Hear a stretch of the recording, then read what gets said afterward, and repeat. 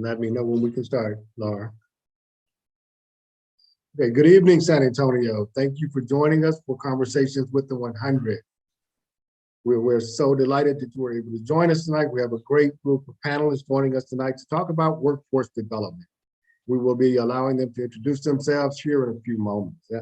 And so my name is Milton Harris. I'm the executive director with 100 Black Men here in San Antonio. We are a local nonprofit 501c3 that does a lot of work in the workforce development space. We run a program that's called Youth Build San Antonio, just east of downtown. And that's where we work with young adults who have dropped out of high school. We offer them a alternative pathway to getting their high school diploma. And then we also offer them a workforce credential and a construction trade with an electrician pathway for those that want to take that route. We also give them about 12 months of follow-up after they graduate our program of mentorship. And so we're really, really excited about the work that we're doing in workforce development. We have some wonderful guest tonight that's going to speak about workforce development here in San Antonio, and also perspectives from the Global Chamber, perspectives from workforce and social media perspectives. And so that's enough from me. I want you all to hear as much as we can from our panelists this evening. We have Mr. Chris Herring, we have Simona Hill, and Sawana Balu. And we'll start with ladies first. We'll start with Sawana. Sawana, introduce yourself to our guests, to our audience this evening. Let them know who you are, anything you would like them to know about yourself. Well, good evening. Thank you, Dr. Harris. My name is Sawana Balu. I am here in San Antonio, Texas. I'm a small business owner. I'm the owner of Training Solutions and Associates, which I began in 2008 after spending about 30 years in the workforce arena. I worked for the Workforce Board. Workforce development is my passion. I believe in preparing our workers for the next adventure in life, and that includes their next job, their next transition, whether it's from high school to college and on to a career. My business specializes in workforce development and helping folks get a resume, get themselves onto their next job.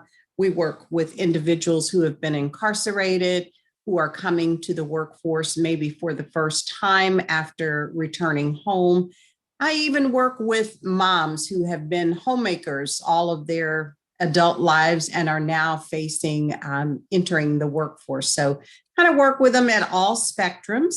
I've been at the board level and with the city and the county, and now out on my own. So I am a small business owner, have gone through the trials of growth there.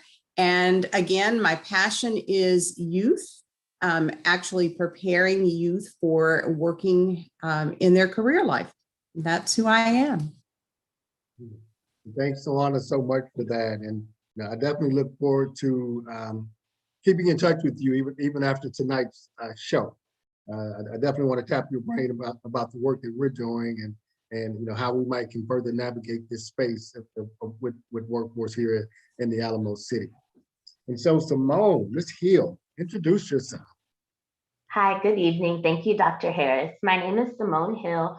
I currently work for the Department of Defense and Finance. I am also the chair of the CAP program for the Alpha Alpha Xi Omega chapter of Alpha Kappa Alpha Sorority Incorporated. That particular program of our sorority helps to prepare high school students for their next level. So going into college, making sure that they have everything that they need from getting their applications for college, scholarship, resumes, and those kinds of things. So that's why, in particular tonight, I'll be focusing on how your social media presence is going to impact you as you move into the workforce. Are you presenting yourself in your best light? So I look forward to bringing some insight to that and any other things I can help with along the way. I'm here and happy to be here. Thank you. Awesome, awesome. Yeah, that definitely plays a major role in your workforce in your long-term career. A lot of us don't realize it, especially when we're younger. And so we definitely want to raise that flag and let young people know, and our community at large, because it's not always the young people that we see in that space that's, kind of eccentric. So definitely. Dr. Harris, I forgot to mention that I'm also the vice president of the Alpha Alpha Xi Omega chapter. So forgot my Divine Nine affiliation. Absolutely. Well, Kappa Alpha Psi is in the house, so definitely. Mr. Chris, please introduce yourself. Christopher Herring, Omega Psi Phi Fraternity Incorporated. I'd like to say I'm thankful to be here with y'all. My career started in the United States Air Force, where I served 20 years as a personnel officer or human resource officer. I also worked within equal opportunity and treatment. And when I came out of the Air Force, I became president of a chamber of commerce, the Alamo City Black Chamber, and then became elected to serve as the chairman of the Texas Association for African American Chambers. I also served as the vice president for workforce for Goodwill, and I do mentoring. I have a publishing company called Riverwalk Publishing, and I also am the executive director for Global Chamber San Antonio. I'm also the interim for Austin and for Houston. And so workforce is very important. I'd like to speak tonight about the military because there's so many of our young people who do end up in the military. They sometimes have great hopes and dreams, but because of personal decisions and choices, they self-eliminate. And so today, hopefully, we can share some of the information that I remember from my active duty days, but as well as just to help to promote helping our young people move forward in their endeavors. So thank you, Milton, for having me on tonight, and thank you to the other two panelists. Yes. Thank you all. Thank you all so much for joining us. And just so that our audience is aware, our panelist was gracious enough to join us on short notice here for the show tonight. And so Chris will be jumping off shortly to spend some quality time with his daughter for her first soccer game, and then he'll be coming back in to join us. And then Simone and Sawana will be with us for most of the show, but they will have to sign out about 6:45. So we want to go ahead and get into it so that we can allow them to do the important work that they all have to do. And so, again, thank you all for being here. And workforce development is one of those terms that's not really an everyday word for most of us in the community. And so I would like to start off tonight just talking about what is workforce development in from each of your perspectives, and why is it so important right here now in the era that we're in right now. And so anyone can take that, and then the others could jump in. So I'll jump in. I'll take the bait. Workforce development touches every families. And so workforce development has been around for ages. It just may not have been called that. But when you think about it, it's preparing to become a good worker, whether that's through education or the military, like Chris mentioned, or it's actually learning a skill like you're doing with your youth build participants. It's preparing for that work. And then the workforce itself is the people who are doing the work. So whether you're working at Toyota or you're working at HEB, you are part of the workforce. So that is a term that is all encompassing of everyone who works, whether it's the doctor, the lawyer, or the cashier at the grocery store. It's everybody. And to your question, why is it important? Well, it's important for us to be prepared to enter that world of work. Most of the work you think about with younger people as they're preparing for their career, what type of education do you need to have? Or if you need some experience, like with Youth Bill, you can't You don't want somebody working as an electrician, let's say at your house when the power goes out, that's never done electrical work, right? That probably wouldn't be a very good idea. Likewise, you wouldn't want to have that plumber if they didn't have some experience. So some opportunities don't require you to go to college or spend a lot of time in school. Some experience is on the job. It's actually doing it.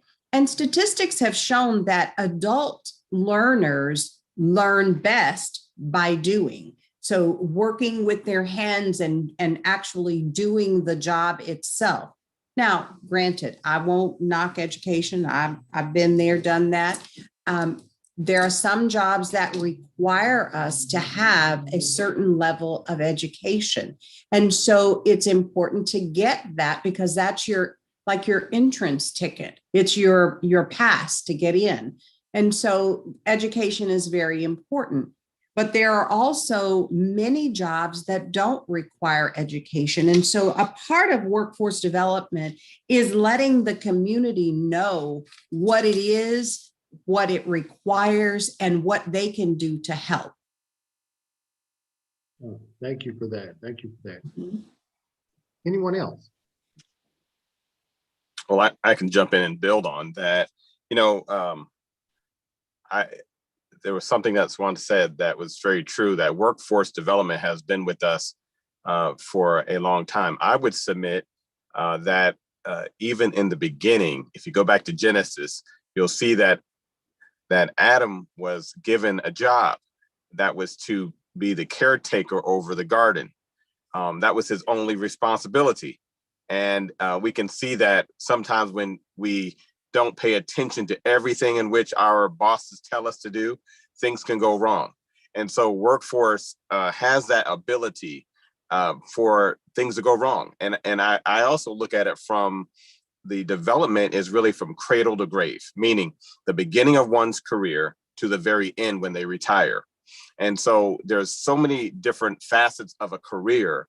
And the years that I grew up was much different because people still felt loyalty to a company, and they felt that loyalty to a company for a 20-year career where they would get a retirement. Today, there's not the same passion for having the same company to be the sole employer of any one person over a period of 20 to 30 years. And so therefore, our workforce requirements have changed from the employer perspective.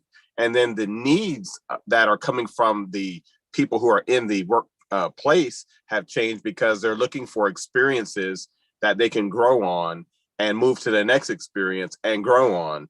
And they may not be necessarily looking for the same type of retirement benefit that we looked at. So when I think about this thing called workforce development, I can tell you also that there are certain types of positions and jobs that are required by companies that come into our respective cities. So when we look at the blueprint for San Antonio, for instance, and San Antonio was struggling to get a higher wage for its people. And so they had to go after a Toyota, for instance, to bring a Toyota here to whereas now we had manufacturing jobs that paid more. But also with Toyota coming to San Antonio, there was also this need to have a more intensive workforce training and education. And so the workforce education and training, believe it or not, Milton, starts at pre-K. So the city has embraced having a pre-K for essay. The pre-K for essay was to give kids a head start into education, pushing them into a pipeline that they would be able to get certain knowledge and skills at an early age, and then help the graduation rates of our middle schools, our high schools, and then to cultivate that workforce into being the future employees of a Toyota. So there's always a decision behind every single movement when the city or the county of Bexar recruit companies that come to San Antonio. Always look at where they're placed, the type of jobs that they have, whether they're like IT or they're healthcare related, and who is advocating for them to come. Because typically you can also find the money trail. The higher end jobs come when there are companies that are truly advocated for to come to San Antonio. You'll see the departments make concessions. They'll give up things in order to bring a Toyota to San Antonio.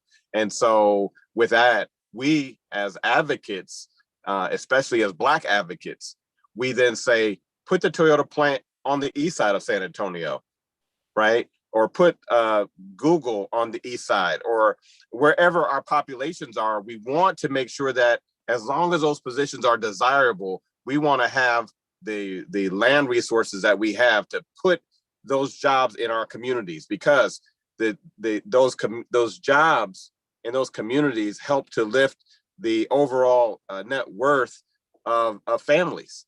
And so when you see that there's I call it a job desert, and you don't see the jobs because they're just not there, guess what? You're going to have poverty. You're going to have crime. You're going to have teenage pregnancy. You're going to have a lot of things in which are just undesirable. So therefore, workforce development in its very pure form is probably the number one job responsibility of our mayor.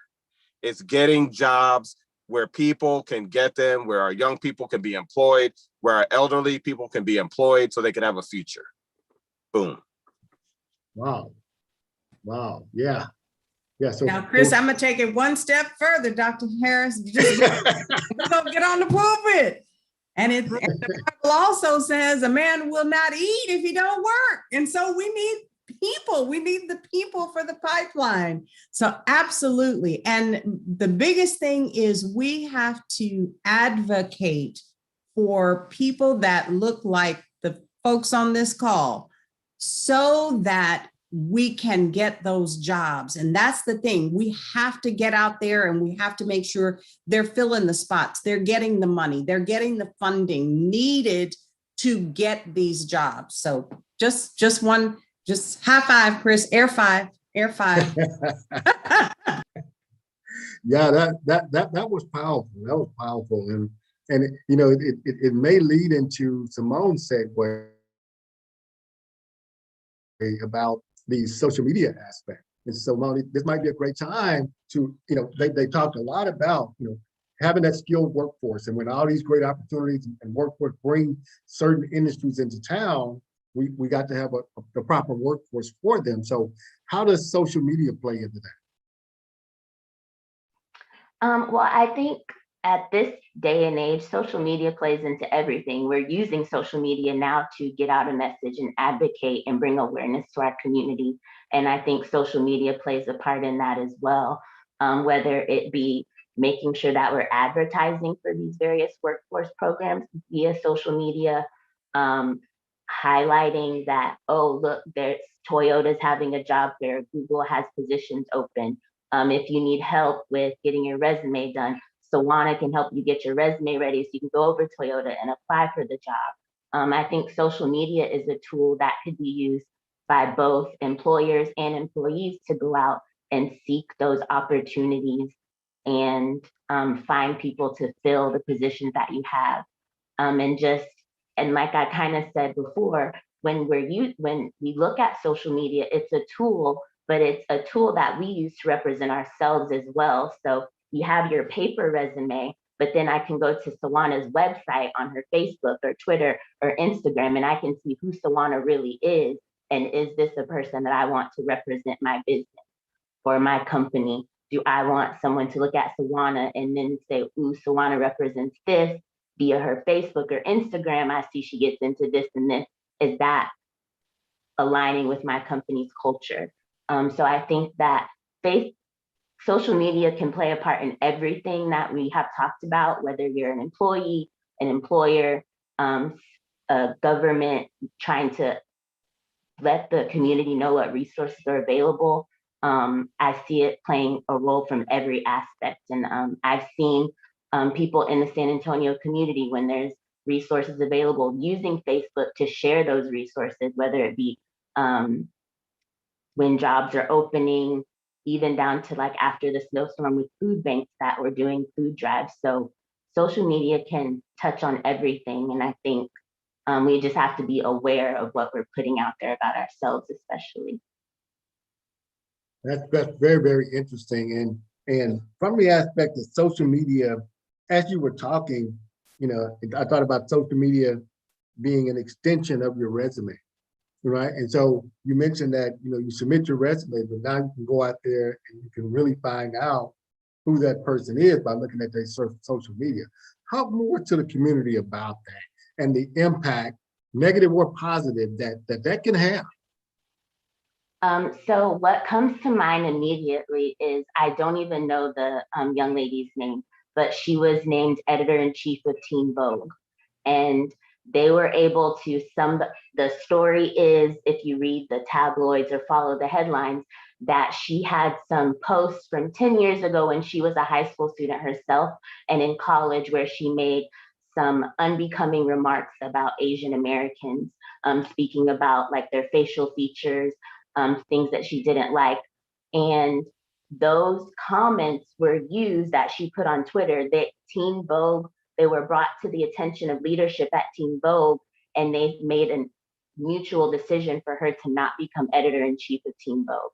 So imagine working your whole life to get to this position, and because of something you said at 17, 18, 19, 20 years old, and you were just a teenager, comes back to bite you, because Teen Vogue does not want to put out that message that they support that rhetoric. So I think just being careful about what we say. I know they say everybody is entitled to their opinion, but does that mean we're entitled to put that opinion on social media? How we express that opinion, the words that we use, the pictures that we post of ourselves, those things can be used to keep you from getting that dream job, keep you from being a part of that organization that you really want to be a part of. Both of my parents actually work in human resources, and there's people that have a bad day at work and then go on Facebook and write it and put people's names and where they work, and it just doesn't present yourself in your best light. Like you mentioned, your resume is you on paper, but now social media has given people an opportunity to see you live and in person. And if that person that's on social media doesn't match who you're saying you are on your resume, that could lead to problems for you. Definitely. That's a great example. Yeah, that young lady, she's on MSNBC a lot as a contributor, and I believe she's in her late 20s, maybe early 30s. And the editor-in-chief of Vogue, that's a powerful position. And yeah, somebody put that out there, and they used that against her, and they decided to not elevate her to that position. So that's a great example of how social media can come back to bite, and that how it is an extension of your resume, especially now, because we're in the information age. Everything is out there. So once you put it out there, you can try to delete it, take it down. But once it's out in that world, that space, someone can somehow try and find it. Right. So thank you all for that. And so our next question is, why is it important to have a workforce plan? And in light of everything that Chris and each of you have talked about thus far, as you think about workforce development and seeing now that it even starts as early as pre-K, wow, and that it involves social media and getting you prepared to work, and then even into retirement. It's just a lot. So why is it important to have, or should you have, a plan around all that? Dr. Harris, absolutely, you should have a plan. We should have a plan, whether we stick to it exactly, or whether it's a plan and it's just that, a plan. We start off, I don't know about you, but I started off my career in a totally different direction, but your calling will also direct you. I actually was unemployed and was in the unemployment line and got this job 30 some plus years ago. I was the person on this side of the counter saying, hey, I need benefits, I need this, blah, blah, blah. And they said, hey, you want to come to work here? We need somebody with skills like you. Come on and interview. I interviewed, got the job, and I didn't start off wanting to be workforce development, didn't even know how to say that or what that was. But we had a plan, and you work your plan and then see where life takes you, because you never know who you'll run into or who you get to meet along the way. Now, one thing Simone said, and I don't know if she covered it, but in addition to your social media posts, your email, because you're going to have to make contact with that person somewhere along the way. And guess what? If your email is guitarman@gmail.com or, some crazy email address, that's going to give a perception of you that may not be favorable. So those are additional things that you'll want to check along the way. And then you said, through retirement, absolutely have a plan. I'm going to do this. And maybe I can't be a lawyer right now, but I can work in an office, and that can take me to meet the people that I need to be to become a paralegal. And then I can become that lawyer. Or along the youth bill line, maybe I can start off as an electrician and then one day own my own company. We need minority contractors. So that path, yes, you make a plan, and that path will take you to your next step and to the next step and on through your career ladder. Absolutely, absolutely. I'm glad the social media aspect is a part of tonight's conversation, because oftentimes we don't think about, those information pathways like Facebook and Twitter and now TikTok and even your email, how that can affect your employment, and if it affects your employment, that affects your wealth long term. So it's definitely a critical aspect of,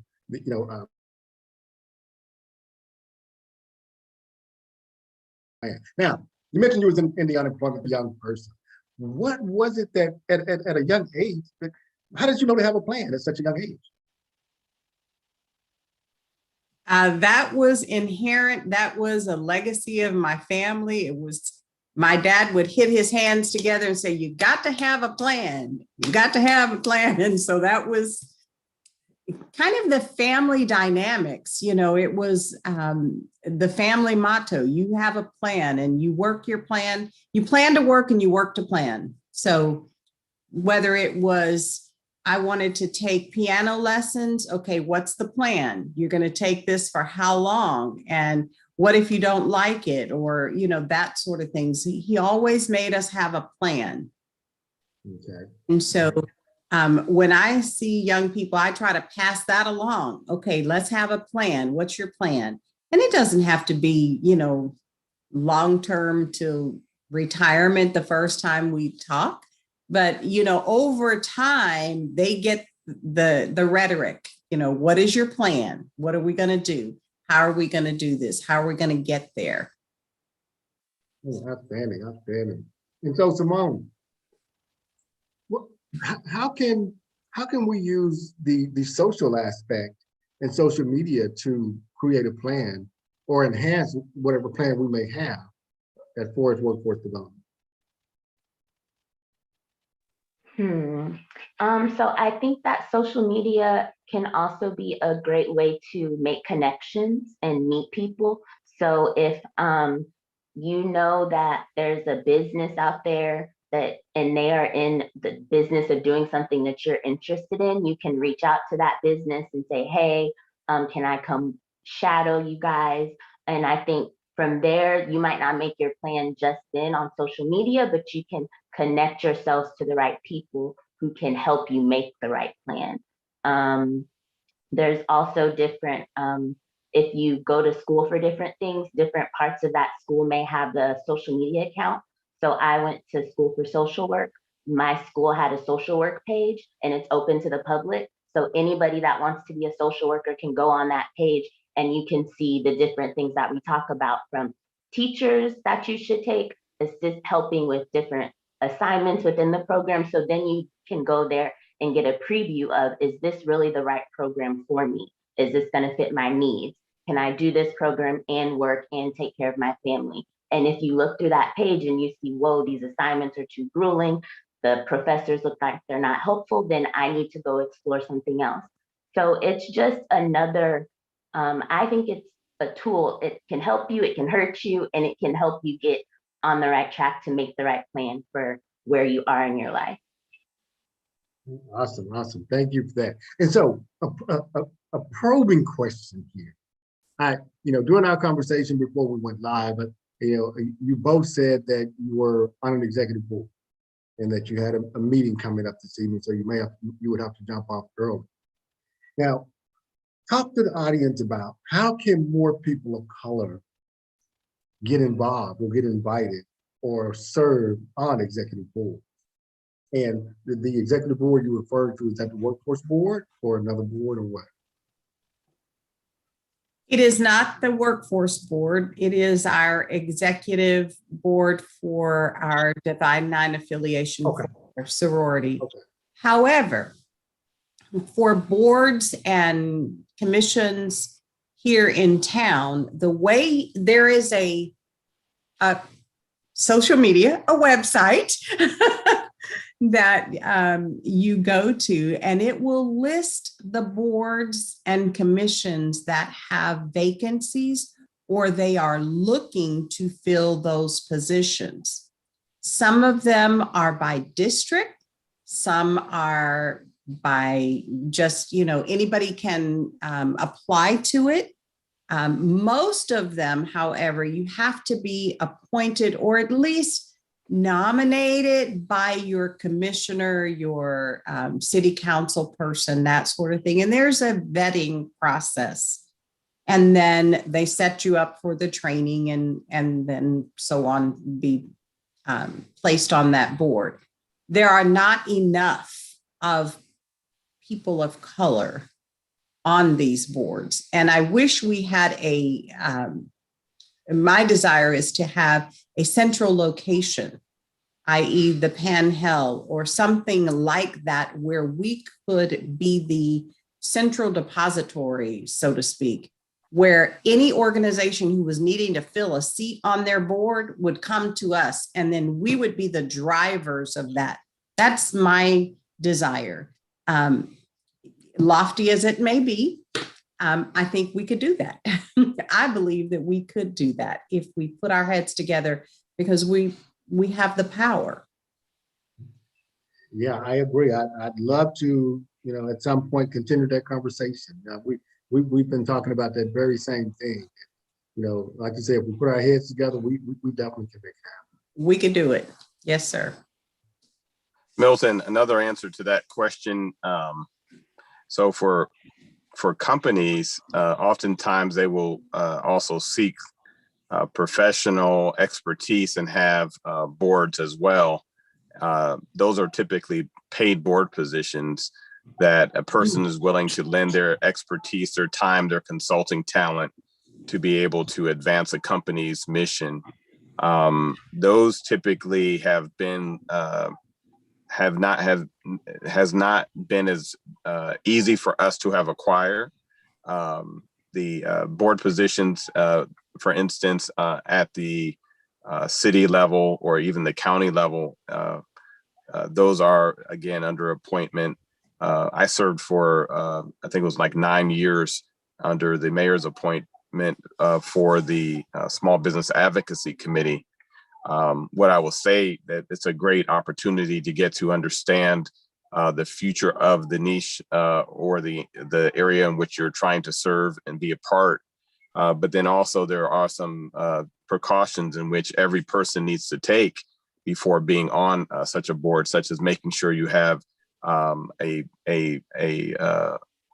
insurance policy that protects you in the event of lawsuit, because our city and our county does not protect volunteers. And so on a business advocacy committee that I served on, fighting for small businesses that are in San Antonio, Texas, my voice became a threat at some point to an outside firm who basically wants to take me to town. So I just throw that out just to say that you have to ask questions when you put yourself into positions of speaking for businesses or communities. It's very important. Also in District 2, there is a nonprofit that was created by a young lady called the Boardroom.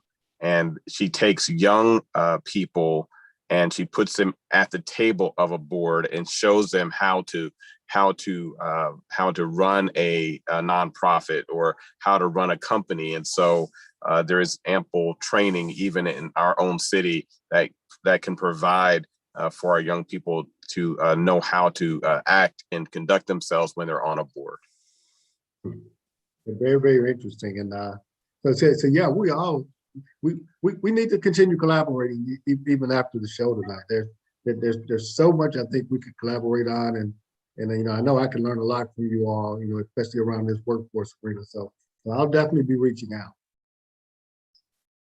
if you don't mind, because I'm gonna call you anyway. And so one quick one, final question for Tawana and Simone, because I know they have to drop off. The talents and skills that are most important for workforce development. Talents and skills that are most important for workforce development. Talk a little bit about that before you have to jump.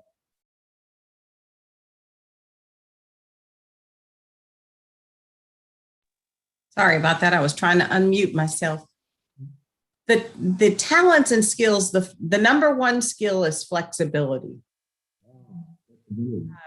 Flexibility goes across every industry, every occupation, every endeavor that you will be a part of. One needs to be nimble so that they can move and be flexible when things change, because that is the one constant in your life is change. You don't grow without change. So I would say flexibility is the most important skill. Now, in terms of talent, that could be talent towards a specific area. As we've already stated, we're starting to see manufacturing jobs come here to San Antonio. If you look around the city, I was driving around the city this past week, and I just noticed all the cranes. It's amazing to see a city of our size still growing. That's a very positive thing. So you know that there are going to be jobs. Those cranes are building buildings. They're building buildings to be housed with people. And so there's jobs in that construction area, and there's jobs to come, whether it's banking or whatever jobs that are coming. So flexibility in terms of the skill, the most important skill, because I can teach you how to do something, whatever that something is. I can teach you how to be a teller, but I can't teach you how to be flexible and how to adapt. So flexibility. Very, very interesting. I like that. Simone, any comment? I was gonna say flexibility too. She stole mine. But I know for myself, when I started working, I came in during a transition period. So we were going from one system to a new system. And you had the people that were in the old system and they were mad because they didn't want to learn a new system. And so they hung on to that old system for as long as they could. And then when it was gone, they had no idea what was going on. So then they're disgruntled and they're angry because they don't know how to do their job. And so if you can't be flexible and you can't adapt to change, you're not going to be able to progress. You could leave and try to go find somewhere else, but when you leave and go somewhere else, you're going to have to learn how to do that with that new widget. So I 100% agree. You have to be flexible. And I think also maybe just like open-minded, open to criticism, whether constructive criticism, advice from other people, because I know that coming into my job, I didn't do everything exactly the way that it should have been done or exactly the way that the person that trained me wanted me to do it. But in doing that and learning from each other, I was able to help that person learn something new, and then they were able to help me do my job better. So flexibility, being open-minded, And I agree also with what Ms. Sawana said. Having a talent, it's kind of hard because the talent will vary depending on what industry you're in. So I don't know, just know yourself and be good at what you're good at and be confident in that. And I think if you have some flexibility with that, you'll go really far. Yeah. And so final comments before you guys log off and go to your executive meeting for our audience tonight. Anything you'd like to share with me?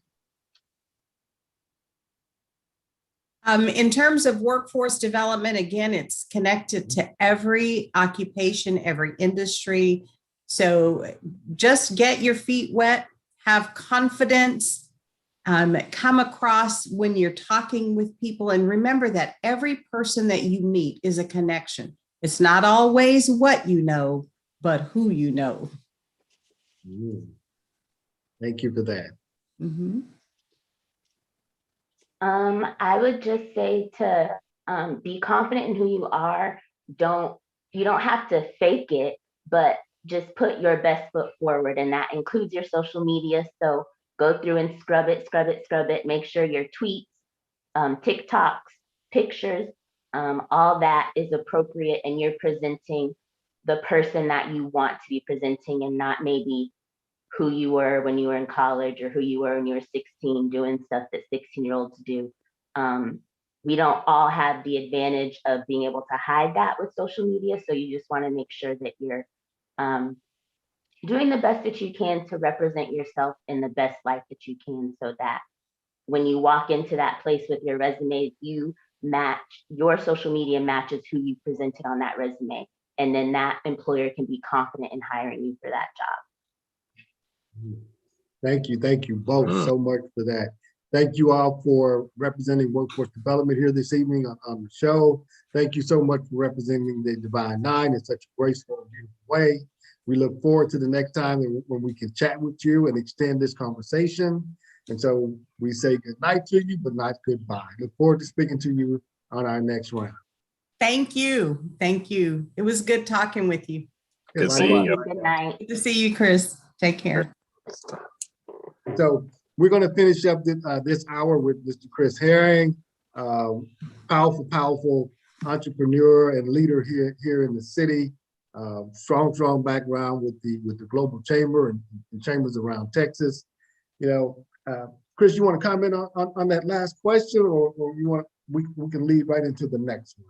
And the question was around talents and skills that are most important for workforce development. Yeah, I remembered back when I was in the Air Force, we said flexibility was key to air power. And I can see the lady's point. I would also say that, that character development as a person is actually climbing the corporate ladder is so important, because every individual will be tested at some point in time. And that test will be different, but at the end, there'll be a series of tests that people will go through that will test who they are. Being a truth teller in the workplace is something that can either get you promoted or get you fired. And I've seen it work in both ways, but every individual really has to be secure with who they are. They also need to be able to be mentored. And mentors can come to a person who is seeking to climb the ladder. It can come from a different gender. It can come from a different race. It can come from a different ethnicity. So be open to be mentored.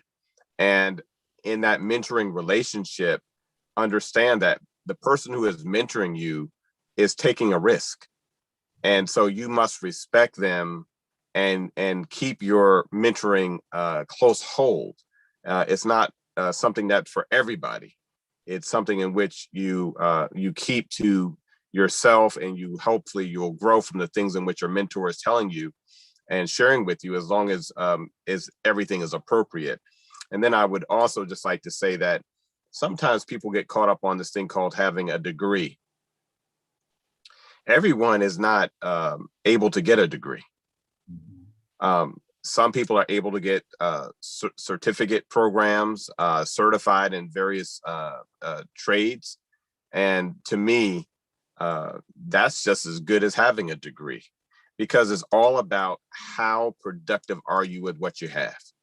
And everyone wasn't blessed with scholarships or with money, but everyone was provided some gift that God gave them. So we got to tap back into what God gave us as our purpose, and then align that purpose with what we can do to better serve each other, and try to live that type of life. So that's where I am with that. And I appreciate for you asking me a little bit about that last question, because I do sometimes see, even when we say the divine nine, sometimes that may be a barrier between someone who never got the pledge or never got to be a part of our organization because they didn't get their degree, but yet they're very good people, productive people, and yet we cause our own divisions within our own race. And sometimes we have to back off and say, I think Dr. King said it. He said, if you're going to be a street sweeper, be the best street sweeper you can be. If you're going to be a plumber, be the best plumber you can be. If you're going to be a doctor, be the best doctor you can be. So at the end, you're being the best. And let's look at each other with respect for what God gave us, not for what we believe we are. Yeah. Amen. That's a really, really good point, because a lot of the mentors that we bring in, and various companies that we want to bring in for our youth field students, many of them come in, their self-esteem is low because they dropped out of high school. They're kind of down on themselves. They think they don't have potential because they dropped out for various reasons, male and female. And so, the companies that we're mentoring with, many of them, the ones that own the companies, started out just like them.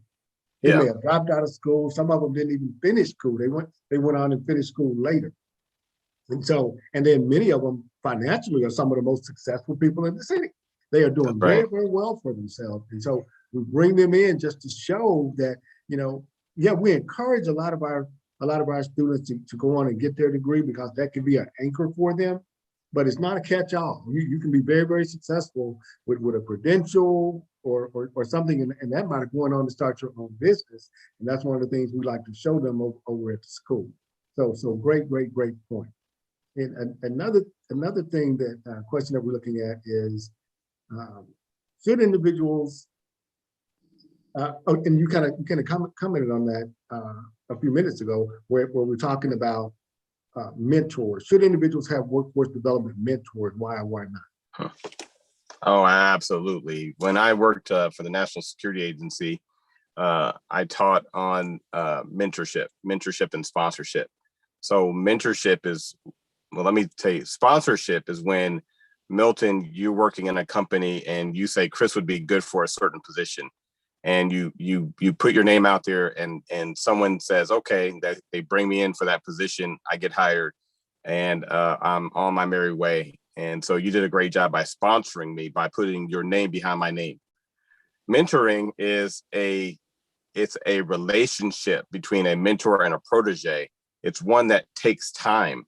It's one that develops. It's one that it's an investment. And what I found is that both on the sponsorship and the mentorship in the workplace, African Americans don't really have as much of a strong footing in either of those areas. Why? Because typically, for those of us who do get into corporate America, what we find sometimes is that people who look like us don't recognize the need to be courageous in embracing us. So I'm hired, but yet you see me, but yet you don't embrace me. So therefore, if you don't embrace me, no one else will embrace me. And for Black males, that's particularly true as well. So one of the responsibilities that we should have is, when we're in the workforce and we see people who look like us, don't be afraid, embrace them, help them where they are, show them love how you show them, because we're being picked apart when we get isolated. And that's I think that's a part of how some of us have come up. We've come up where we think that we have to act like we're being very competitive in a workforce. We want to get the promotions and the raises, and we see ourselves as being competitive, but it's really not the point to where we should be. We need to be still very much working together, trying to help one another, provide trade secrets back to each other so we can each climb within that structure, and then endorse and help bring others into the companies that we work for. And don't think that just because we're the first one that reaches a certain position and have a certain title, that we've done good. No, we have to give back, and giving back is really investing our times trying to help somebody else. That's a key point, and I'm glad you mentioned that. You know, any insight on why that's so difficult, especially for males, especially Black males. You know, reaching back, engaging. You know, bringing that next one along. You know, any insight? You know, why that's such a struggle for us? I believe that my answer probably will be more spiritual than it will be anything else. And I know that pride leads to destruction. And sometimes we have such great pride that we carry. And yet God hates pride. He hates pride in the person. He wants humility. So if we learn how to have a more humble walk with God, we're going to have a better humble walk with our fellow brothers and our sisters. And that's really the first thing. For me, that's my lesson that I learned. I'm not speaking about anybody else. I'm talking about myself. Because as I looked at my career over time, I know I could have helped out so many more people, but at some point in time, I got recognized. I got recognized for doing good work, being, probably, better than most at certain things in which were tests for me and my occupation. And then I let that go to my head. I thought I was really the man, as we call it. And then that steps out of the humble walk that which we should have. And that takes us out of being good proteges to be able to listen to our mentor.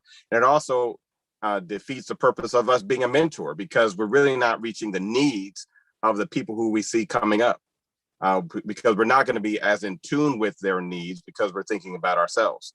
So that to me is the problem.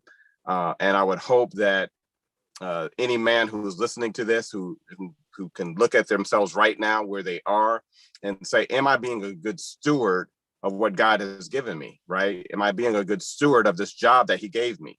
And then how am I using this position to help this next man or this young lady to climb and even to pass me if that's what God has for them?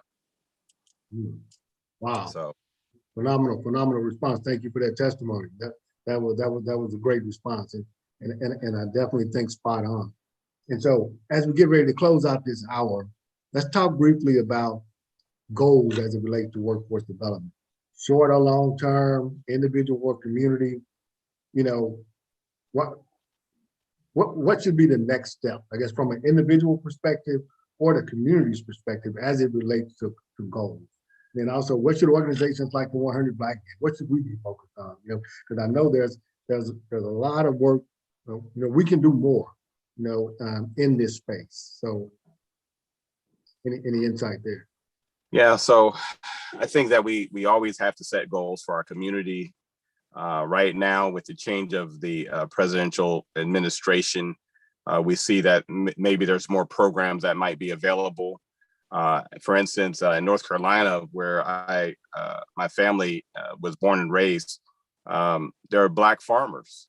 Black farmers, if you do a Google search, Black farmers under workforce have suffered because there was a line that was drawn that Black farmers that didn't have a certain amount of acres didn't get the benefits of government assistance and help and support to grow their farms as a business, while white farmers who had over a certain amount of property richly benefited.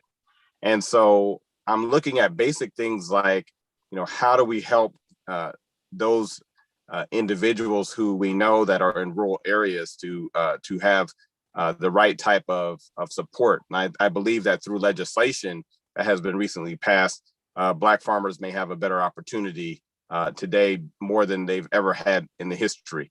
I also believe that when we're looking at the economic development goals of a city or of a county, the 100 Black men need to be at those, at the beckoning call to the council members and to the commissioners, and they should know the 100 Black men by each name.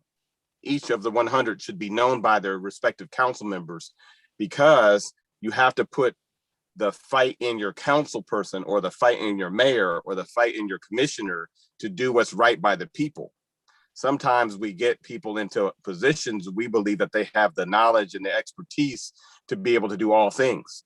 But the fact of the matter is that when we talk about gentrification, for instance, on the east side, gentrification has happened, and in large, now companies are moving in to suck up the new opportunities, and they're leaving our people behind. In fact, the people who gave and sold their houses to other people end up in a worse situation than when they started. And that's what gentrification does. And so in our city, we've seen more and more of our African Americans be moved out of San Antonio into the Converses, into the New East Side, the Converse community, into the Cibolo, the Shirts. And this community is growing only because there wasn't the workforce development plan and economic development plan to retain Black families on the East Side. And you can look at Austin, it's the same pattern. The East Side of Austin has now gentrified, and those people are displaced. And so it seems like we have to solve and put out there that for every Black man will be a part of a Black Chamber of Commerce. That should be a goal, because the business community, the Black business community, represents workforce. And it's been proven that people hire people who look like themselves more than they would hire anybody else. So when we talk about Black unemployment, we're really talking about the lack of Black businesses hiring Black people. Mm-hmm. And if we're talking about the future, we still have to say we have to be in business in order to hire our own, and to bring our businesses not from the suburbs, but bring them back into the urban areas where we are, because that's going to be the future. That has to be something in which every Black man needs to think about. I happen to represent the Global Chamber of San Antonio, and Global Chamber basically helps businesses that want to do business internationally, international trade, exports. Well, Milton, you would be surprised to know that I have more Black members in the chamber, the Global Chamber now, that anyone ever suspected or thought, because back in the day, they said that being in international business was too hard. It's too many barriers. It's too expensive. It's too risky. There's too many laws. And so we got conditioned to stay local, but really when we as African Americans go global, we can connect with Africa, right? We can form business partnerships with African business people and have that type of relationship that we should have, that rightfully will put us at the top when we start to do real business with our people in Africa. They're wanting to do business with us. They need us for consulting. They need us for their boards. They need us for our expertise. They need us for the access to America. We need access to them. We want to travel to Africa. We want to be able to help lift up the people of Africa. So we have a lot of things that we can do, but we cannot look at ourselves as being Black without looking at ourselves as being African, and of the African diaspora that can enable us to unite and do something productive together. Wow. Very, very powerful, Chris. What a great conversation, and we appreciate the time. Unfortunately, we're going to have to wrap it up and move into our second hour, where we're going to be talking about a career in finance.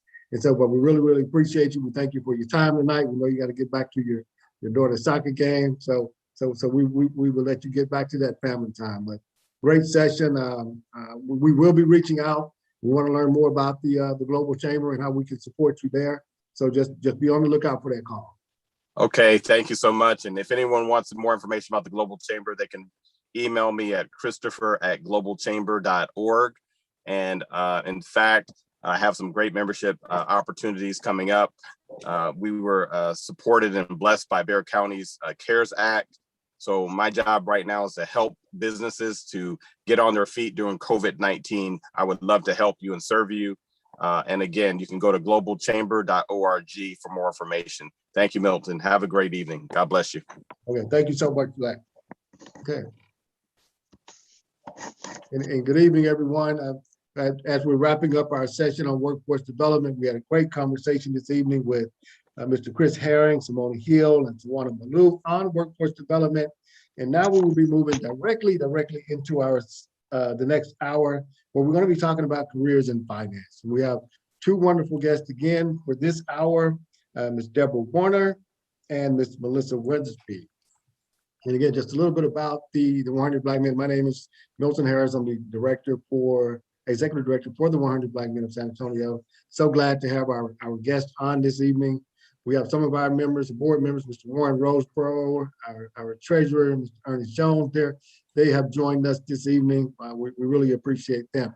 And so the guest that we have for this hour is a returning guest here with the Conversation with the 100, Dr. Melissa Weathersby. And then we also have Ms. Deborah Warner. I'm going to yield and give them an opportunity to introduce themselves to our TAAN TV audience. Introduce yourselves, who you are, anything you want the audience to know about you. And Dr. Weathersby, I'll let you go first. Well, thank you for having me again. It's always a pleasure to come on and just kind of give back and share. My name is Dr. Melissa Weathersby. I am a native of San Antonio. I have an extensive banking and real estate background. I actually started with Security Service Credit Union, which we're all probably familiar with, back in my college days when I was forced by my parents to have a job. It's like, well, what's that? I thought college was a full-time job. So that didn't go over too well. So I ended up being a part-time teller and kind of fell in love with the industry. When I graduated, they didn't have really any management positions. So I left there and went on to work at a finance company in Oklahoma City for a year, came back home. And by then, Security Service had been growing, and I ended up being assistant manager of their Rolling Oaks Mall facility, which was neat. I'd actually was kind of the pioneer group that started retail banking at the North Star Mall location. It was unheard of to actually have banking 7 days a week, especially for a credit union. That was pretty aggressive for them. So we were the first in the state to do that, which was great. So I managed the Rolling Oaks Mall facility under a branch manager. And then one of my tellers, her mother was a regional executive for Nations Bank. So she said, hey, my mom's got this branch and I told her about you, go interview. So went on several interviews, got the job. From there, I was recruited out by Bank of America. And then those two merged. So I had enough fun of corporate life very early on and started my own mortgage company and real estate company. And now I run the real estate program at San Antonio College. And I have my own real estate brokerage.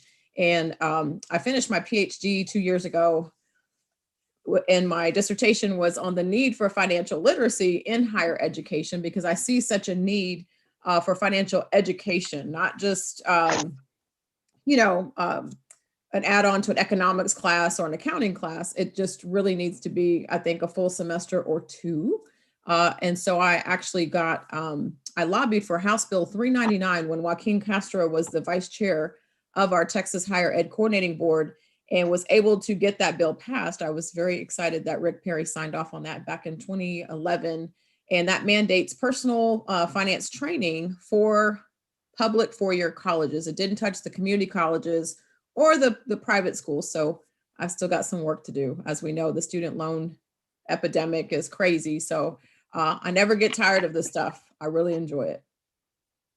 Well, thank you so much for that. And student loan, it is an epidemic. My goodness, it's expensive.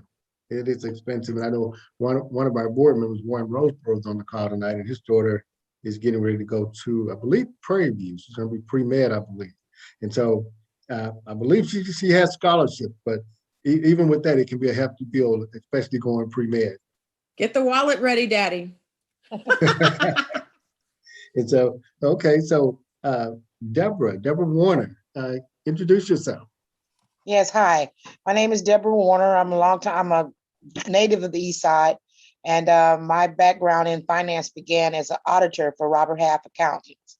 And I'm a 20-year employee of the IRS, Internal Revenue, as a tax examiner. And I'm here to talk about financial literacy. And when she mentioned college, that was where my credit went bad, because back then they give you credit cards with balances and you didn't have a job at all. You just had the hope of graduation. So that's where my background is, basically with the Internal Revenue and tax issues and auditing. And I want to talk about financial literacy because it's very important. I think it does need to be taught to our youth and to our young people starting early. Because just case in point, my daughter, who Laura Thompson mentored, actually, I always talk to her about her credit and how cash is king, but credit is power. So that's one of the things that I really want to emphasize to our young people, to pay attention to your credit and how you handle your finances. Well, thank you both so much for that. And, very, very impressive backgrounds, very, very impressive women. We know that you have a lot of insight to offer our audience this evening. And Deborah, I'm glad you mentioned credit, because that's an area of finance that we too often ignore until it's too late. And so I'm really, really glad you brought that up. And we definitely will be talking a little bit about that tonight. And so as we dive into this and we get into our first question, the first question I really have tonight is talking about what are the different careers in finance. But perhaps before we get to that, maybe you could talk just a little bit about, for our audience, what is finance? What does it mean, and what does it mean to have or even want a career in finance? Well, I think it's the career in finance is very rewarding in that you learn a lot, especially in the branch that I'm in with tax examining. You really learn a lot about management, small business, write-offs, things like that. So it's really important that we have people who can crunch the numbers, because every business has to have a finance person, a CFO. You have to have that person.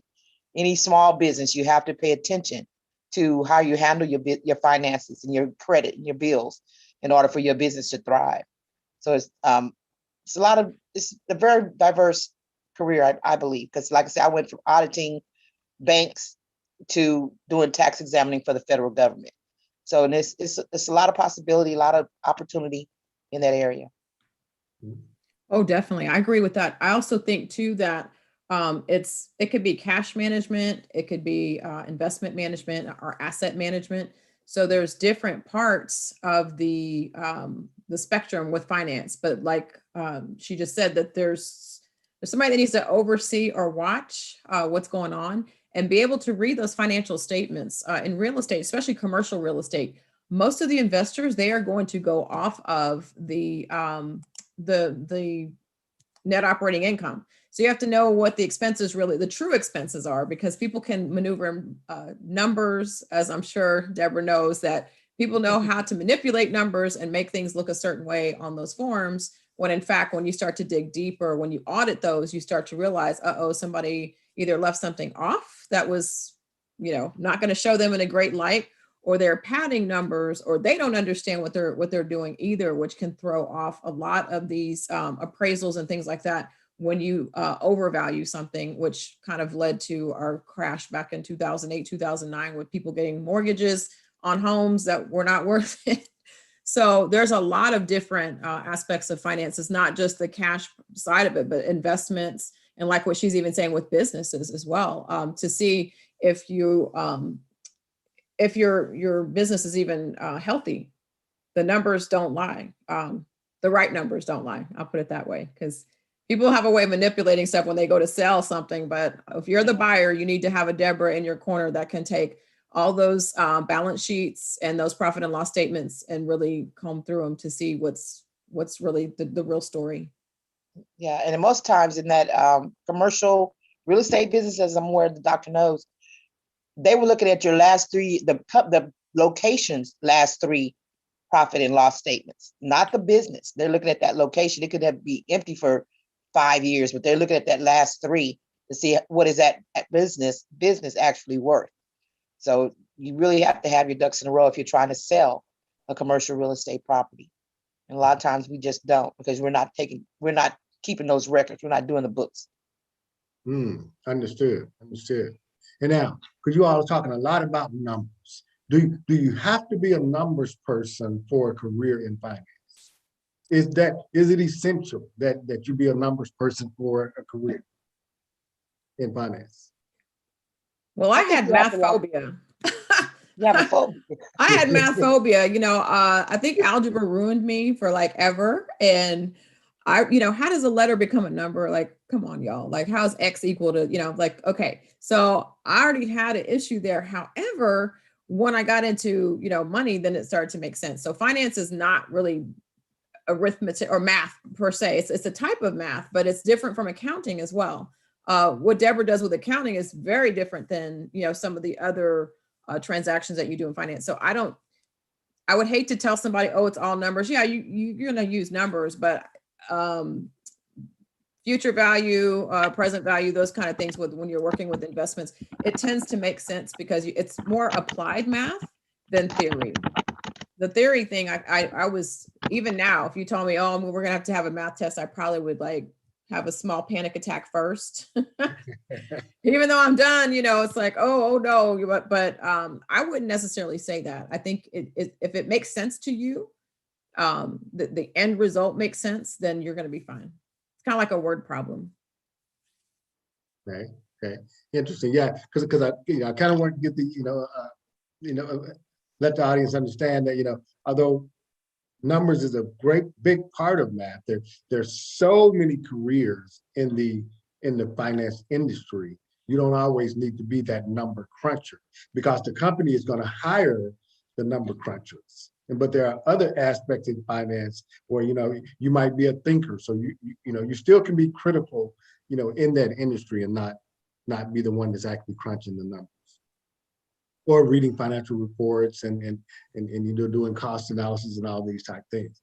And so with that being said, both of you you both have vast experience in the finance world. What type of careers in finance have you come across along your journey that you can share with our audience?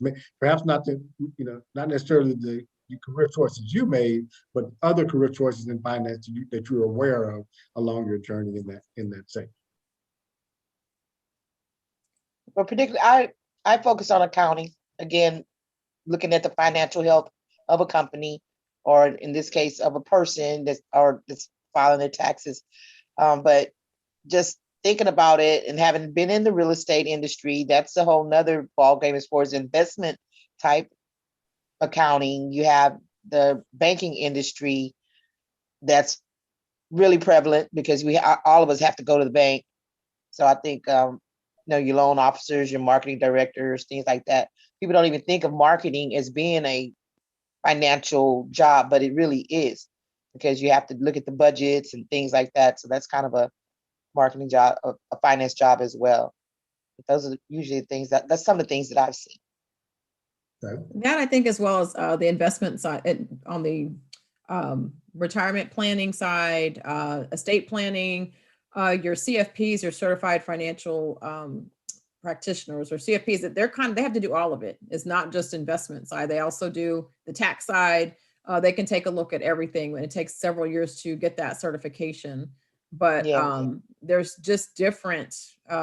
It's not just sitting at the bank or being a branch manager or something like that.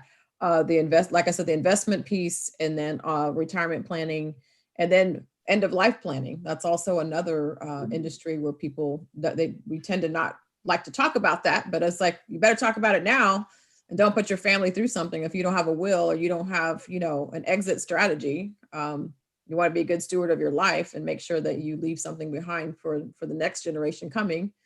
Even if they're not your children, somebody needs what you had. But I don't want to preach today. So yeah, there's all kinds of fun stuff. I think even like I was saying, financial educators, budgeting, teaching people how to budget, teaching people about credit. You can be a loan officer as well. All those things kind of tie into the finance industry. Absolutely. So credit was one of the last ones you mentioned. So let's dive into that a little bit. Why is it for our audience? Why is it so important? Deborah mentioned that, when she was in college, that's where she messed up her credit. And that applies to so many of us, right? Because we don't have that financial education in high school or at home in many cases. So when we get out there, it's in the real world, it's trial and error. And so talk a little bit about that. One of the things I realized when I was in college, it happens to a lot of people, it happened to my kid. And they send you the card. When I was in school, I'm not going to date myself, but they'd send you the card already activated with a balance. You had no job. And of course, you get a card, any college students, we're broke. We're going to spend whatever's on that card. I had a couple of cards. I mean, that's how many cards they were just sending me because they knew I was getting ready to graduate. And it was really bad because I spent the money without a job. So there I was trying to catch it up. And what we don't realize is that little monthly payment, all that's paying is the interest. That is not paying the balance or the premium on the balance of that card. All you're paying is interest. So that card is there forever. You're going to spend $200 for a $20 meal, so credit is important. And then you want to go and buy a home, and all these late pays and things like that are on your credit report, which a lot of us don't look at our credit report. You have to sometimes just download, now it's on the internet. You need to look at it, see what's on there, see if you got slow pay, see if you have things that are 7 years old that you can get written off of there. There's a lot of ways that we can clean up our credit that we're unaware of just by reviewing our credit report. Exactly. I think too that, of course, Obama kind of stepped in during the whole mortgage meltdown crisis, and they had the credit card act of 2000. I think it's 11. I don't think it's 9. It's 11. It's one of those years. But they basically said, hey, if you're a college student and you're under 21, we're going to stop these companies from just saying, hey, if you fill out a credit card application, we'll give you a t-shirt, or whatever the enticement was. And so a parent actually has a cosign now that kind of sort of cooled it off a little bit. But I think if people, and again, I'm not even really sure if young people would even pay attention, but I think if you understood the cost of credit, what is it going to cost you to borrow on a revolving interest credit card? It's not so much maybe a simple interest. You get that lump sum and you pay off, over time, interest and principal, but the interest continues to revolve every cycle on your credit card. So that's why even if you're making the minimum payment, you can see your balance increase, because nobody teaches you that, hey, that $15 minimum, you're going to pay that for the next 30 years. And that, that $5,000 kitchen that you borrowed from Sears on your 29% revolving credit card that they sell you you'll be paying on that longer than you would your mortgage. You only make the minimum payment. And people don't realize it's it will stay around. And so now we've got the whole thing with the student loans too, that students are borrowing more than they need. And then they take that money and they go to Cancun, right? Or they get tattoos and all this other stuff that I've been hearing. And I'm going, do you know how much that tattoo is going to cost you? Over 20 years or whatever you just did. But there's no connection there until, like Deborah just said, when they go to buy a house, now they can't afford the house that they like because they have too much debt. Their debt ratio is way out of line. And so now they can't qualify for what they want. And even Fannie Mae and Freddie Mac have stepped up and tried to relax some of their underwriting standards, because young people now are having to go back home. They can't purchase a home, so they go back with mom and dad, which creates another issue because mom and dad are like, look, y'all supposed to be gone. Y'all can't be living over here pulling on my retirement, because that's kind of what ends up happening. Or if you have a 40-year-old family, son or daughter that moves back with their family and it's pulling on mom and dad's retirement fund, then they run out of money earlier than they thought. And now you've got a population of 75-plus-year-old people that don't have retirement.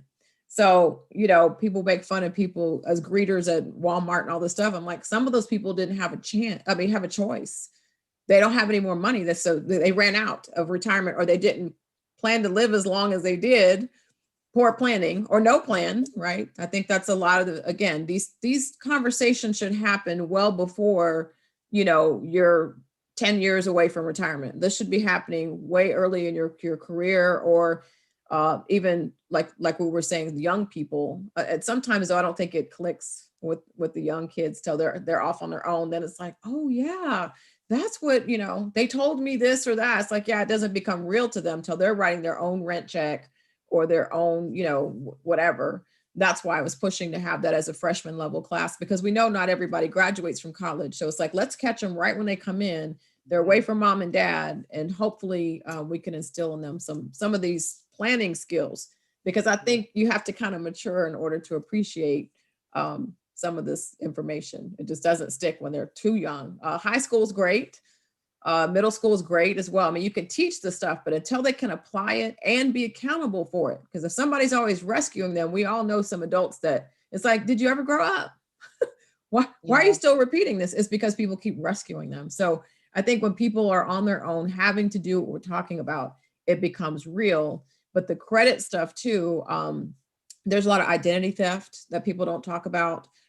If you don't get your, you can go to freeannualcreditreport.com and get all 3 of your bureaus for free every year. So you should be checking all 3 credit bureaus. There's not just, 1 or 2. The other, what I call the 4th credit bureau is your check systems. If you write hot checks at a bank and decide you're just going to walk away from that bank and go somewhere else, there is an actual report of your history at that bank. So if you're overdrawn and you think, oh, I'm just going to run off and go open a new account, if they run check systems, they're going to say, oh, you've got an outstanding balance with, Wells Fargo. And so I call that the 4th credit report that nobody's talking about, because it keeps track of what it is that you're doing.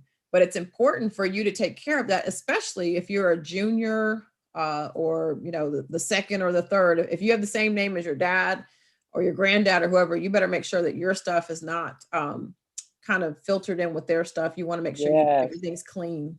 I actually have a horror story about that, where the father and the son had the same name when he was a junior or whatever, but the father was actually borrowing money in the son's name. Oh yeah, because he had the good credit. So it really got kind of messed up there, but that's a true story. It does happen. And I'm sure the son, hopefully the son didn't file identity theft on his dad, but it actually happened because they had the same exact name.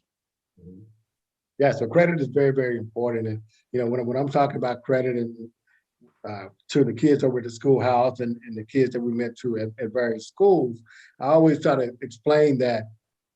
I ask them a couple of questions, and that I ask them, would they go to a bank and borrow money to buy a pizza or to buy gym shoes or to buy a pair of jeans? And they always say no. But then I bring it back to, well, a credit card is just a pre-authorized loan agreement that's been laminated into a small little card. And so every time you purchase something with that, it's like you going to the bank and borrowing money to buy that item. And that forces them to look at it a little differently. Yeah. So the question I have, you guys have talked a lot about credit and what that is and what it does. How can that affect beginning a career in finance?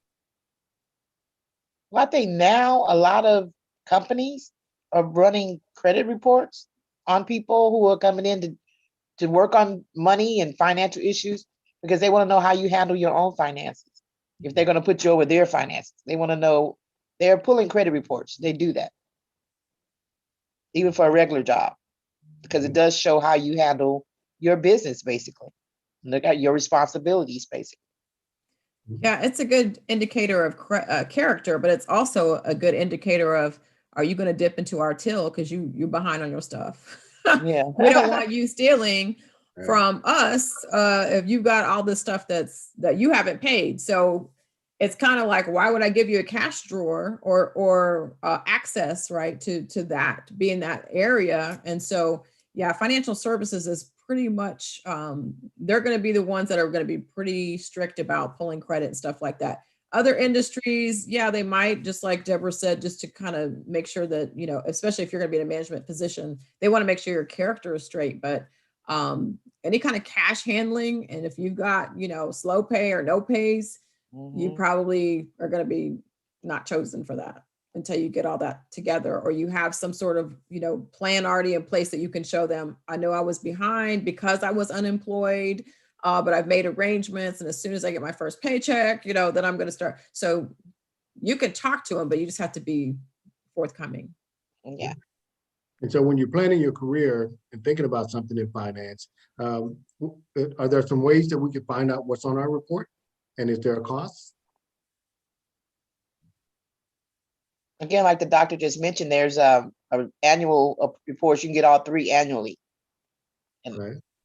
and I think you can go online. I know Experian, you can pull it up anytime for free. There are Right. some free reporting agencies, or if you apply for a credit card and they deny you, you can always write and get a report. So there's ways to get it other than just that annual report.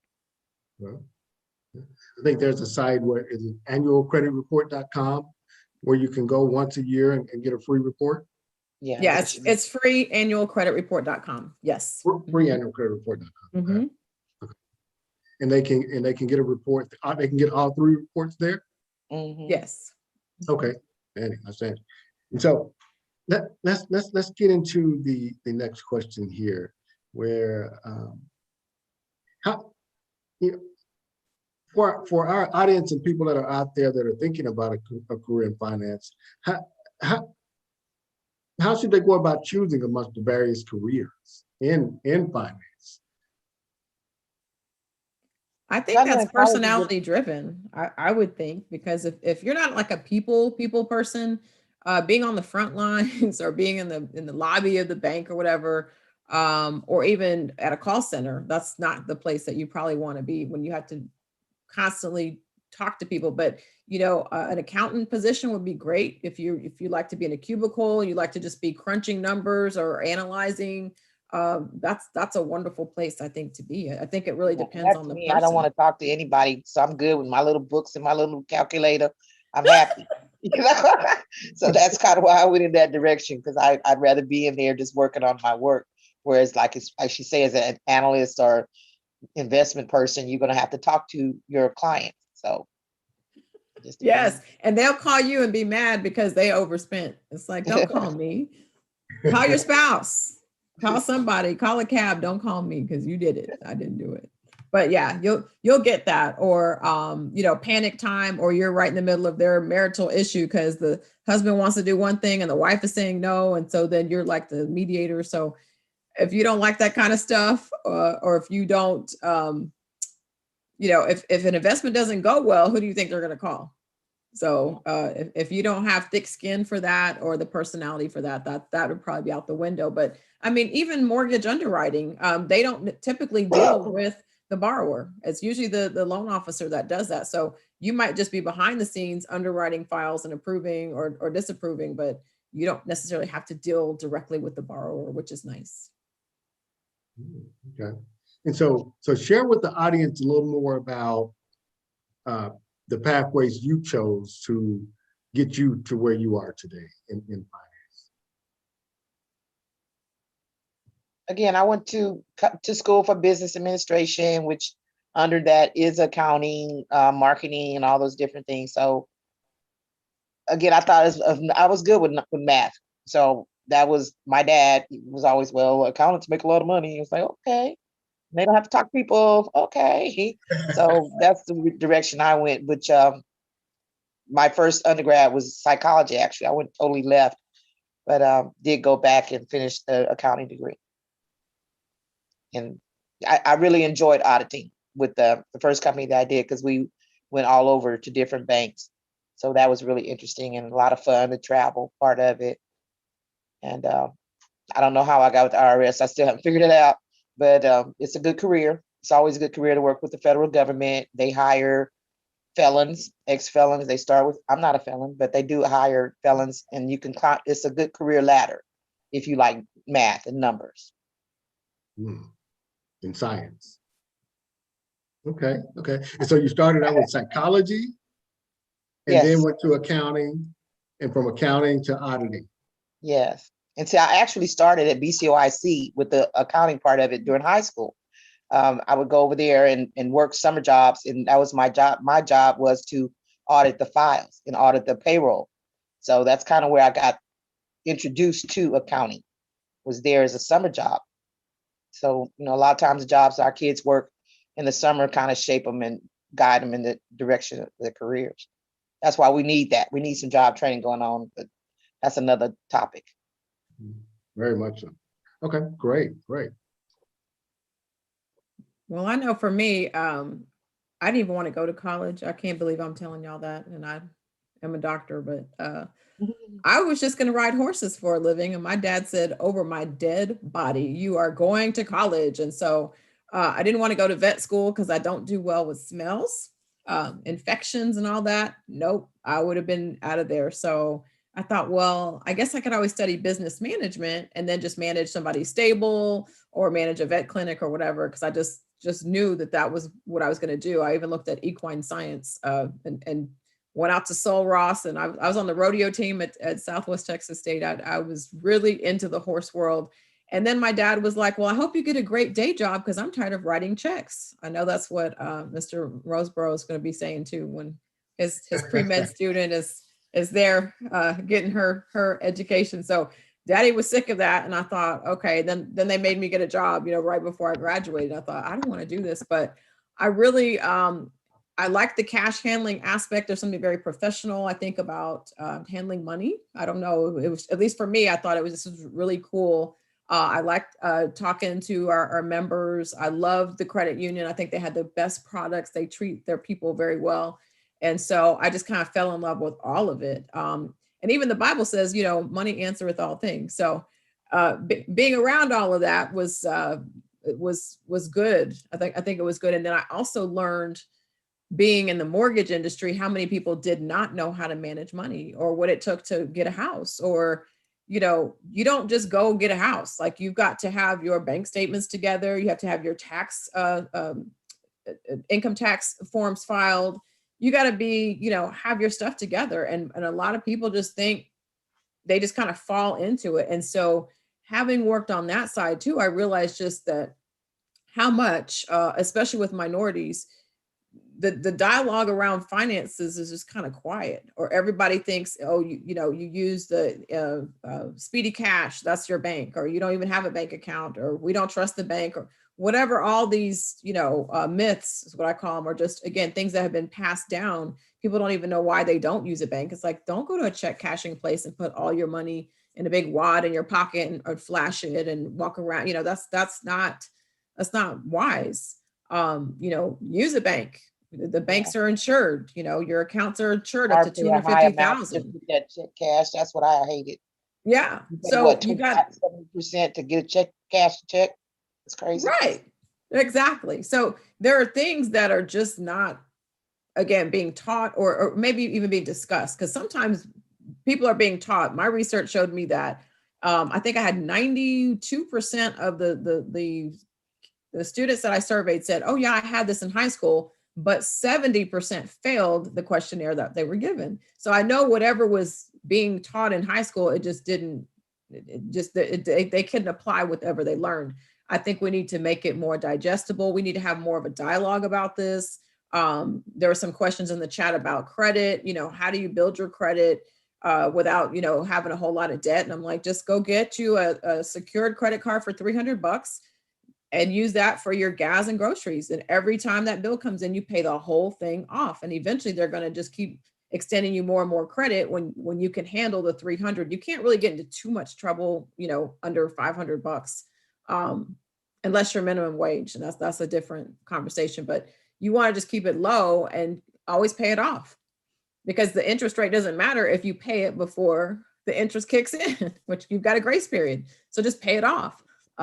If you have to rebuild, I tell people the same thing. I don't really care what the interest rate is, because people get really up in arms about, oh, well, it's 25% or versus 9%. I'm like, well, it doesn't matter what percent if you pay it off every single time, and as long as you don't have a balance, you're not going to get hit with that interest. So do the work, and keep it manageable. I think Deborah was saying that she had multiple credit cards, coming right out of college with no job, because basically what you do is keep getting cash advances, right, to cover. Right. Been there and done that too, right? But my dad went ballistic when he saw that. But and let me submit also that the statement made about $300, you can't get in trouble unless you are minimum wage. That's not true. It's about discipline as well.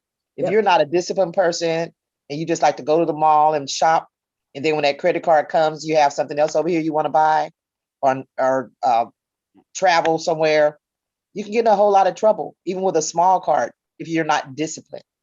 It has a lot to do with it, with credit. That's true. Yep. I've been there, done that. I think we both have. That's a good point. If there's a lot of late payments on there, it doesn't matter what the limit is. It's Yes. going to harm you, right? So yeah. And so when for our audience, for folks, especially young folks that are thinking about entering a career in finance, is a college degree necessary? No, not necessarily. I know that Texas A&M has a program in full charge bookkeeping that offers a certification. And how I found out about that, being laid off when they closed Kelly, they were going to retrain us. So we went there, and it's a certification, and they teach you every aspect, how to do general ledger, accounts receivable, accounts payable, how to post. It teaches you everything, and it's a certification. It's not a bachelor's or anything like that. So San Antonio College has one too. They actually have a certificate program or an associate's in banking.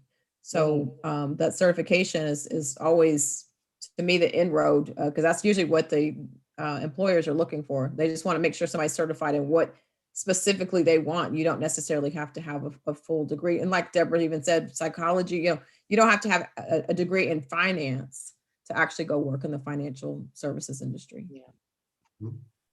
Yeah, and so bookkeeping is a career in finance that wasn't really mentioned earlier in our conversation, but that's definitely a critical position in finance. We recently went through a federal audit for one of our grants with the Department of Labor, and I now realize bookkeeping is critical.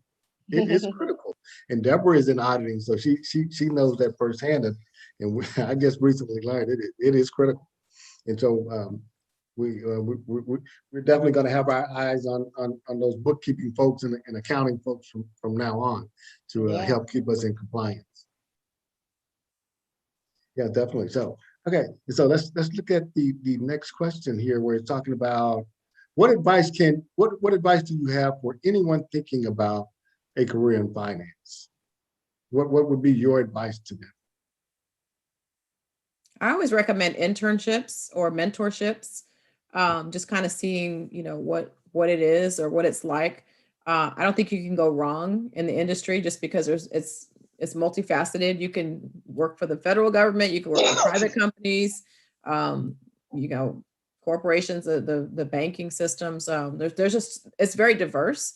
So I think it's a great field to jump into, but I would recommend that you go talk to somebody that's doing the job that you think you want, and go see it before you jump in. And I think you have to like you said earlier, you have to enjoy working with numbers. You have to, if you're the type of person that just wants to crunch numbers, doesn't want to really deal with the public, you have to, I think any career, you have to love what you're doing. So I like nosing into people's taxes. So I'm happy. Yeah. And so once you realize you enjoy it and you enjoy working with numbers, or you want to get an internship, as a young person, how do you find those internships? Career fairs. University, the colleges and universities have opportunities too. Mm-hmm. You just have to use that resource too. They have companies and they're going to get a tax break. They're going to get a great employee who really wants to learn. So sure, I look at the colleges and universities, their job placement little areas. Yes, job placement is great. A lot of, like what she said, we network with other employers that are looking for a specific, student type or degree type. Or like I said, these job fairs are great just to go around and talk and see what's out there. Yeah. Outstanding. And so one of the big questions is, what kind of salary can I expect to gain if I enter finance? Everybody want to know about money. So how much money can I make? Well, most interns don't make any money. Let's be realistic. It's a free job while you learn. But I think the accounting area is very lucrative. You could make a pretty good check. Even starting out, you're going to start with like 50, 60,000. Same with branch managers. They make money. Now, loan officers make quite a bit on the mortgage side. they can easily make, the first, it depends, of course, it's commission only, but you're making a percentage of those loans that you actually close. So if you've got a good pipeline of good business that you're closing, you can easily make six figures. That's not unheard of. And that's with no college degree.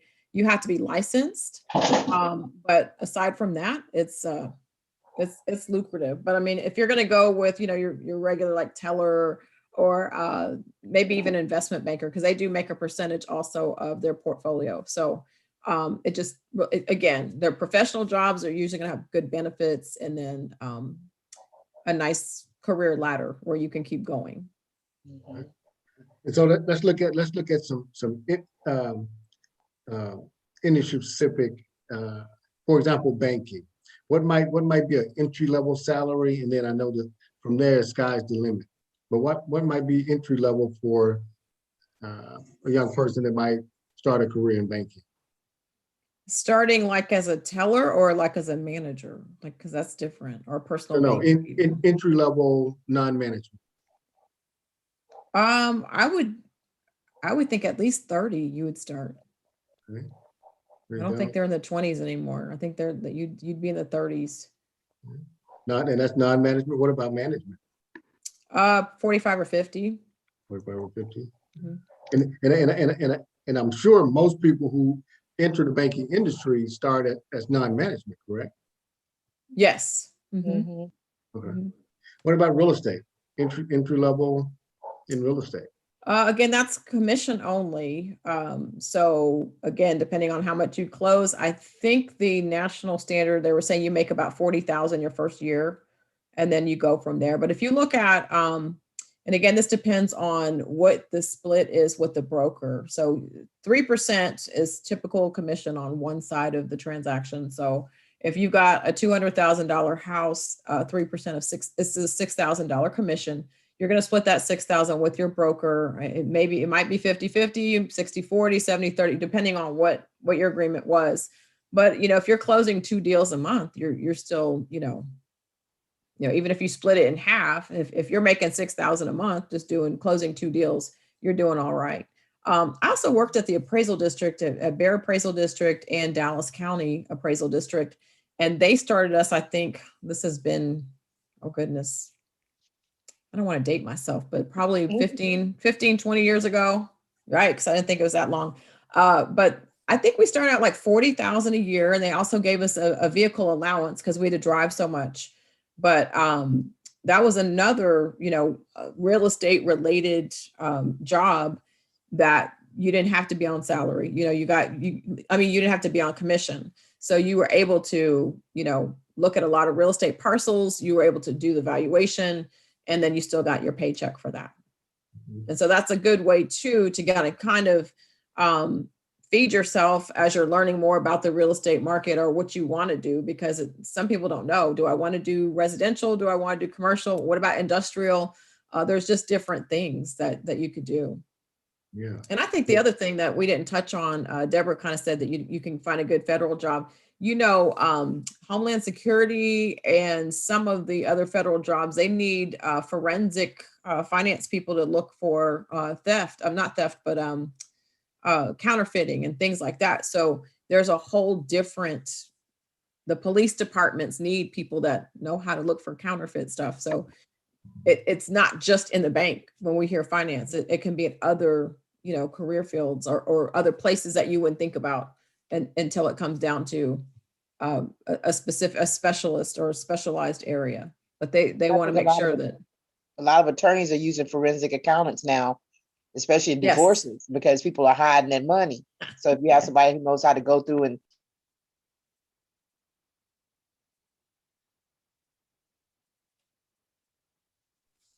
but yeah, the forensic accounting field, I think, is really growing because a lot of people with the identity theft and hiding finances and things like that. Mhm. That's right. So having said that, in accounting, what's an entry level salary for accounting? I think Deborah might have mentioned it earlier. Yeah, I want to say it's about 50, 50,000? right around 50,000. Yeah. Entry level, okay. Yeah. Especially if you get your CPA, because I think I call it something else now, but it used to be certified public accountant. Mhm. But if you have that, that's a good way to make more money. And I'm glad you all mentioned the federal government, because that's, benefit wise, many of us on this call are retired military, but the federal government has a great benefit system and retirement plan. And much of that retirement planning, as far as true pensions and things like that in corporate America, has disappeared. It doesn't exist anymore unless you're with a state or federal government that you really have a decent retirement planning anymore. And I think in the insurance industry, that's another area of finance that folks can go into as well. Yeah, that a lot of people don't think about, selling insurance and things like that. But you have to also have that certification. You can't just go sell. You have to have some type of education to sell insurance or to be A license. bonded, or what do you call it? Yeah. Mhm. Yeah, but the insurance Okay, industry is so education. robust. There are a lot of careers, back office and sales and marketing, and there's a lot in there where folks could have a really great career. And I think many of the larger insurance companies still offer pensions as well. And so that may be an area for young people, they may want to consider exploring that. And so great feedback. Thank you all for that. Let's see. And I also want to say USAA, that's a big employer in San Antonio that goes overlooked, especially with young people coming out of high school. They have a lot of entry level programs and training programs for kids coming right out of high school, going into insurance. You end up with that certification. Yeah, I think USAA is one of the larger employers in San Antonio. Not the largest, but that's a huge campus. Yeah. And I think our vice president is but he has a degree in computer science, but he's out at USAA. Yeah, so it's a great company. And okay, so let's look at one of our final questions. Why should our mentees or any other young people or young adults that may be out there in the TAAN TV world or Facebook world, why should they consider a career in finance? I think it's something that we're always going to need, somebody to manage the money, count the money. It's something that you're going to always need, even though a lot of times in larger corporations, we end up as overhead in that accounting department and only one or two people can do that job. But I think it's something that's going to always be around. It's never going to fade out. Yeah, we're always going to need money. And I think too that it's a professional job. It's what I always thought was like the suit and tie and shoes and briefcase and all the just a professional, people, I believe, respect. It's a respectable industry that most people want to be associated with. Like, oh wow, there's something about money, I think, that kind of draws people. But I think as far as having a career that's diverse, if you get tired of one thing, you can still go, to something different, like what you even mentioned with insurance. There's so many different facets of that, so you really can't get bored, I don't think. But I think, like I said, it's respectable. People look up to that. People there's kind of a subconscious integrity or character typically with a financial job. People want to listen to what you have to say. And I think there's a trust factor too. They just kind of automatically trust, oh, you're a banker, can you help me? So I just think it's a nice field to be in. I think people respect most bankers. They're not slick. Yeah. And so, yeah, great points. What's been the most rewarding things about having a career in finance along you all's pathway? I don't know. Like I said, I was trying to figure out how I ended up with the IRS, where I am now as a tax examiner. But it's been interesting just learning about that whole system. How it was developed way back in, what was that, prohibition? Not prohibition. During the Great Depression, it was supposed to help out the community temporarily, and we're still paying these income tax. Learning those kind of things and watching somebody go from a $2 million income to getting earned income credit. you know, to, you know, manipulating the numbers, having these write-offs and things like that to where they shimmy their income down to nothing. That's been rewarding, I think, just the knowledge that I've gained about the tax system. And I think that's kind of a mystery for a lot of people of how taxes work. They just see April 15th as just a big pain in the neck. And typically it's a pain in the neck because you didn't do your, you don't have your documents in order. Or bookkeeping, we're back to bookkeeping. Right, exactly. So, you know, if you don't manage your personal finances well, you probably won't manage your business finances well either. So it becomes a big nightmare. So yeah, but I think when you understand the taxes or understand why, you know, the tax code is really for businesses and how you can kind of work through that. But somebody like Deborah that's seen all of that can kind of help you or make it make sense so that when you do open your business, which I hope all of us will have done before we leave here, leave the world. I mean, not leave this broadcast, that you'll see that it's there are things the tax code can help you with, and also to advance the future generation. I think for me, a couple of things that came to mind when you asked that question about what was something that stands out. One was helping a single parent get a house for their family. I think that was very just gratifying. It felt good. And another was helping a widow at the bank learn how to write a check. Learn how to balance a checkbook. And I ask this all the time, you know, when you opened your checking account, who helped you? I mean, your banker probably did not. It was probably mom or dad or somebody else, but the banks really don't teach. And there's a reason they don't, because when you're ignorant, you're extremely profitable. And so that is why I'm out here pounding the pavement, trying to teach as many young people as I can. And even those that have made mistakes or those that maybe were kept, you know, per se, like, here, you get an allowance and you don't know, like I said, she didn't know anything. She was just devastated. So I took time to help, you know, just the basics. And she was embarrassed. And I think a lot of people that have made mistakes are embarrassed to talk about it. But the more we talk, the more we're the same. Like, we all have made mistakes and you really don't know what you don't know. So I really enjoy the education part because I've seen so much and I can at least tell people you're not the only one. I mean, I've had, you know, the ex NBA player that, you know, came to me in foreclosure.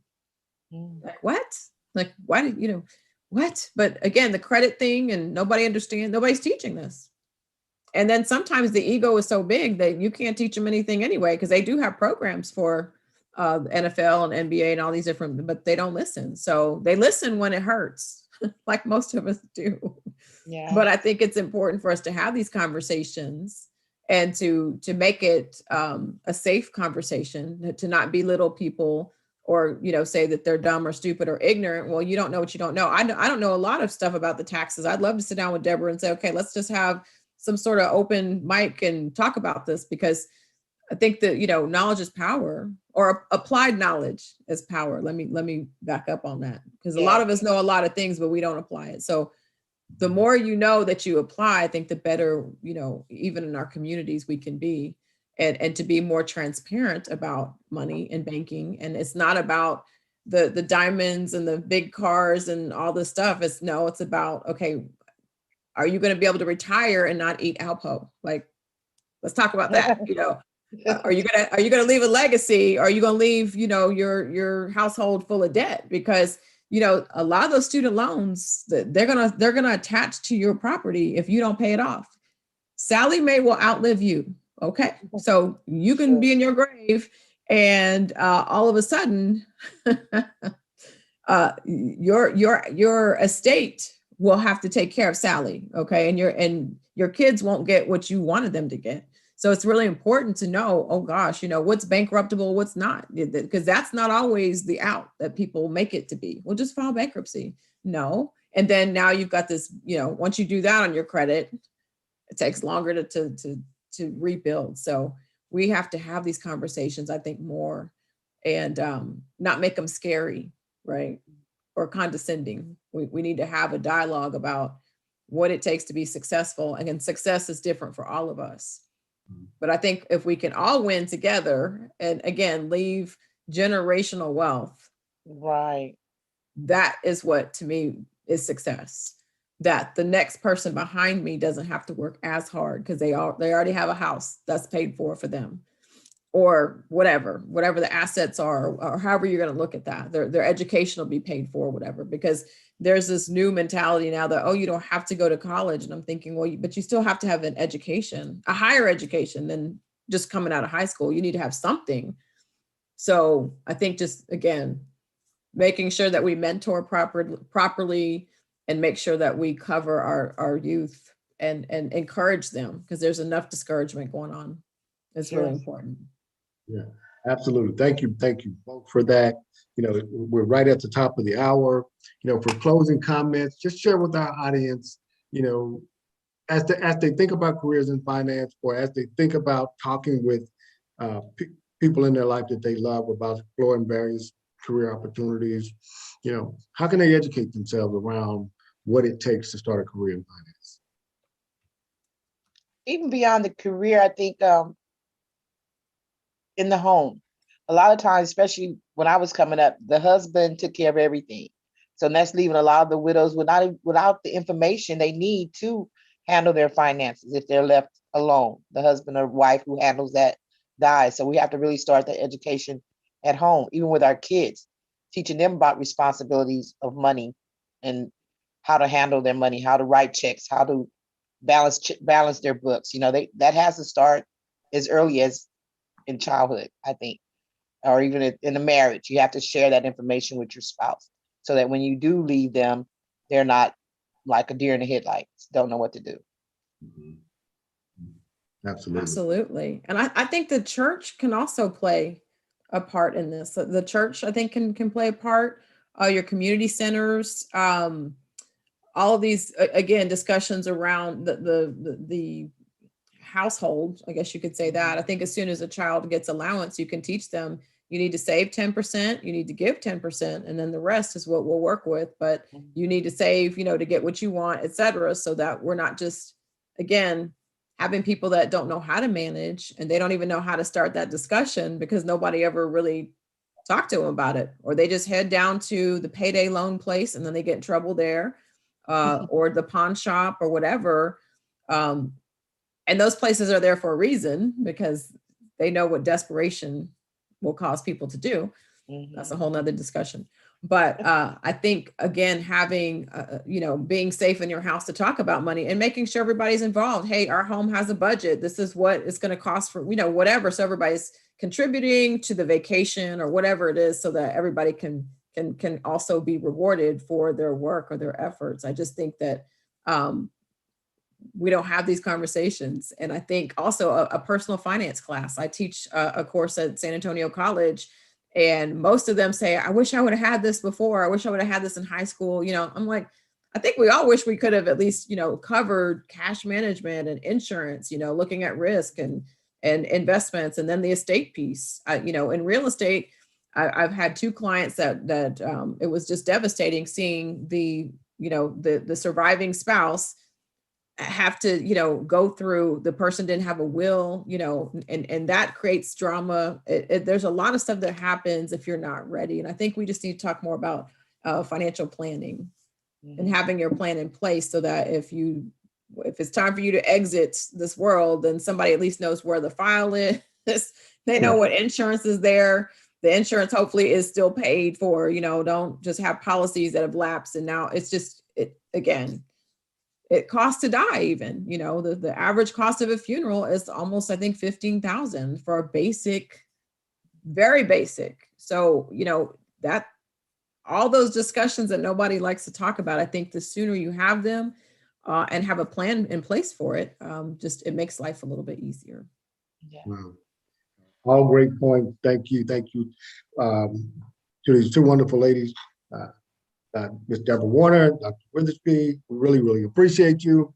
We thank all of our TAAN TV audience for tuning in tonight for this conversation around finance and starting a career in finance. We always say, if you master finances, regardless of what career you choose, you will be successful in life. And so, having said that, we're going to say good night. We really appreciate Deborah and Dr. Weatherby for joining you us. for having Give me. them a great, great hand. And Thank we look you. forward to following up and having you back again. Thank On you. behalf of the Appreciate 100 it. Black men, thank you. On behalf of Thank you, 100 Dr. Black men, Harris. Thank you. yeah, thank you. We say good night.